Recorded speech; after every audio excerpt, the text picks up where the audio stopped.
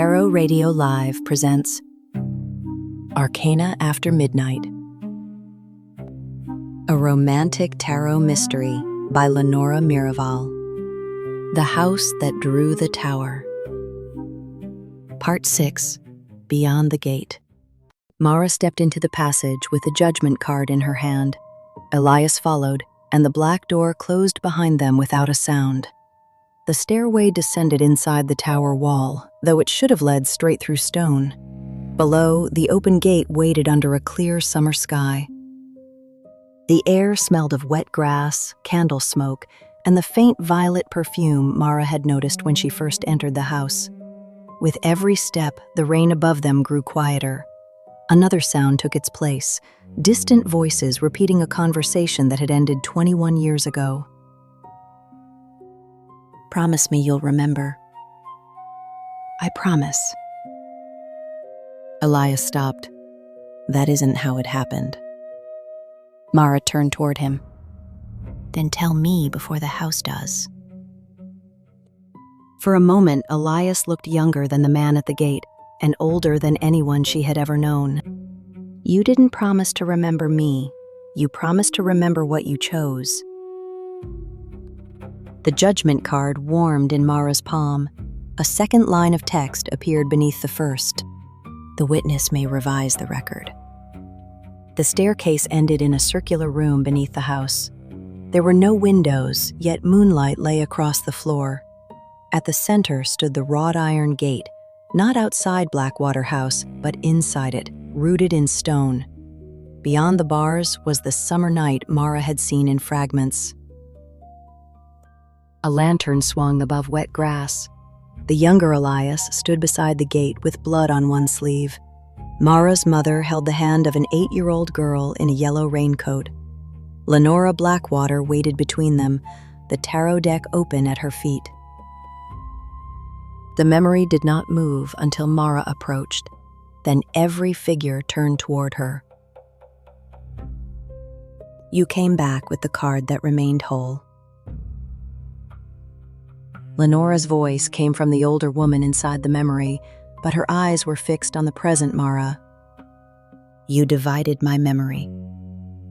"I divided the claim the house had placed upon it."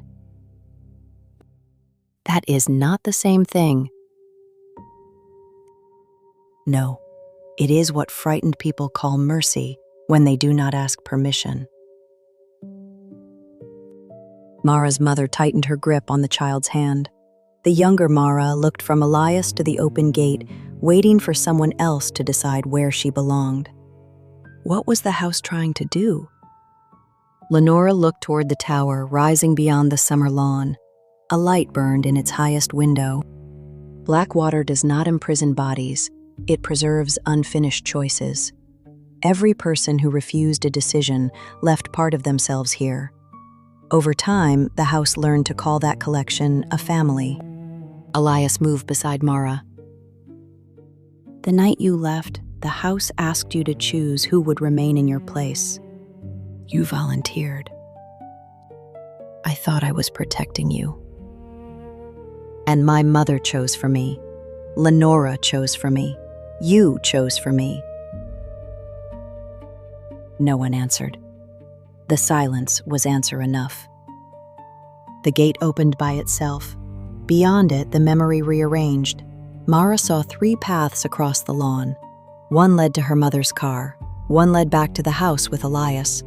The third disappeared into fog. The child in the yellow raincoat looked at Mara. "Which one did I choose?" Mara knelt before her younger self. "None of them. You asked them to stop deciding without you." The child frowned, then looked down at the card in her hand. It was not the tower. It was the fool, 1 foot lifted above an unseen road. Mara remembered. Not a flash this time, but the whole moment. She had taken the fool from Lenora's deck. She had stepped toward the fog. The house had shaken. Her mother had pulled her back. Elias had offered himself to keep the gate from closing around them all.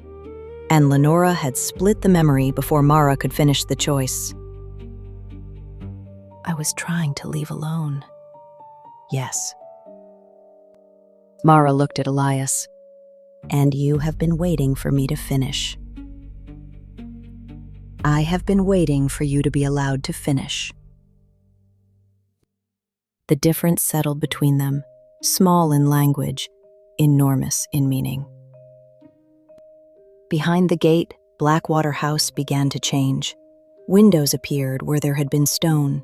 Doors opened onto other doors. The tower stretched upward, built from every choice postponed inside it. Lenora raised one hand. "The house still requires an answer. One crosses, one remains." "No, that is the answer it has always offered." Mara placed the judgment card on the threshold. Then she removed the High Priestess and the Lovers from the deck in her coat pocket. Though both cards had cracked during the reading, their pieces fitted together when she laid them beside Judgment. 3 cards: what was hidden, what was bound, what must be answered. Mara turned the cards sideways.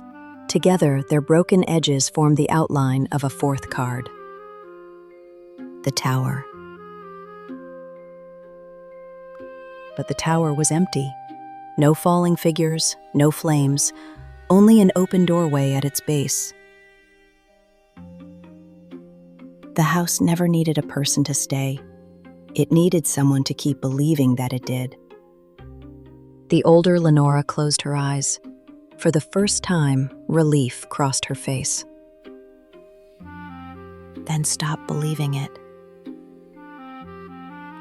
Mara took Elias's hand. The moment their fingers met, the gate tried to close.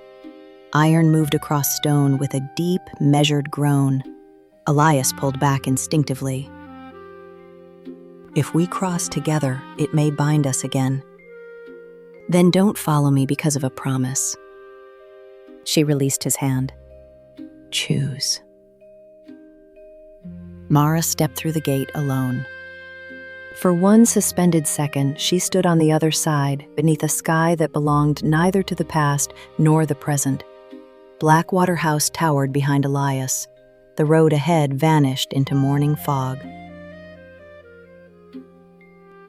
Elias looked toward the house, then toward Mara. He removed the old silver key from his coat and placed it on the ground inside the gate. "I am not waiting anymore." He crossed. The gate remained open. Behind them, the house gave a long, low sigh. Windows darkened one by one. The western tower folded inward without falling, as though it had been drawn onto paper and someone was closing the page. The younger Mara walked into the fog carrying the Fool. Her mother released the empty yellow sleeve. Lenora gathered the scattered cards and disappeared with the summer night. When the fog lifted, Mara and Elias stood on the coastal road at dawn. There was no gate behind them, no tower above the pines, only an overgrown path leading to a bare foundation near the cliffs. Mara looked at Elias. In daylight, he seemed less like a memory and more like a man who did not know what came next. "Are you still bound to the house?" He looked down at his hands, then toward the empty hill. "I don't know." That may be the first honest answer anyone has given me. A faint smile touched his face. It did not resolve the years between them. It did not erase what had been taken, but it belonged to the present. They began walking toward Mara's car. Halfway down the road, she felt something inside her coat pocket. The tarot deck was there, though she had left it beneath the tower. Mara stopped and opened it. Every card was blank, except one. The tower showed an empty hill under a clear sky.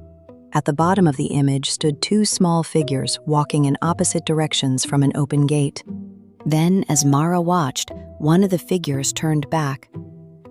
She looked up. Elias had stopped several steps away. "What does it say?"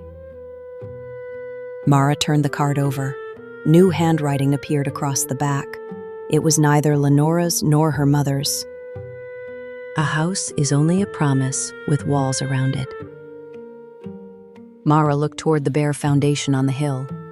For an instant, sunlight flashed from a window that was no longer there. Then the hill was empty again.